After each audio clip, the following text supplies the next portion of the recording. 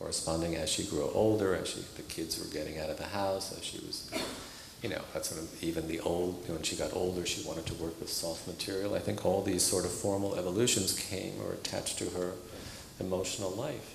And she was not she didn't, that's one thing I really got, is this idea between art history and art. For her, she was married to an art history, so they're two separate entities. She always objected that. I mean, Louise knew art history, which she thought, and she had respect for it, but it was a different discipline, and she didn't like the idea that art history was used to justify this. Like she'd say, oh, Warhol or Duchamp, let's say Duchamp, urinal. She said, it's really important, but I don't get anything looking at it. She said, I've seen it once, it's important for history, but it doesn't move her. She's interested in the things that move her visually.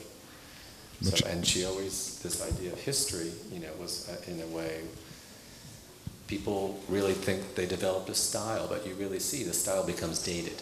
It's like looking at old photographs of yourself 20 years ago. You think you look hip, but it's become dated. And she was not interested in developing a style, or the work is consistent in the emotional tenor, but the forms have to change. And why spend your whole life basically turning out the same product, maybe for money or market, or Louise couldn't do that. Anyway, she literally couldn't, that's why at a certain point the edition, she was resistant to making an edition, because she's like, I don't want to see 6 of these things. She had to retouch the wax, and it's boring. She didn't get anything out of it. She was interested in how she could move this way and move this way and move this way. In a way it's very, I think that's why it's taken history a long time to digest what she's done, because it's actually anti-history. It's like, I want to have, this emotional reaction to the work. She belongs to history, and she always said, oh, I know I'll be part of history. I'm one little rock in the wall, but it's not what, so many artists are interested in quoting history or taking off on history. And not to say Louise had The Blind Leading the Blind, which is a reference to Bruegel, but it's not really where the motivation or the ideas are being generated from. You have a whole generation, which Louise said she had sold a salon, so she met lots of students that are coming out of art school, think they have an idea.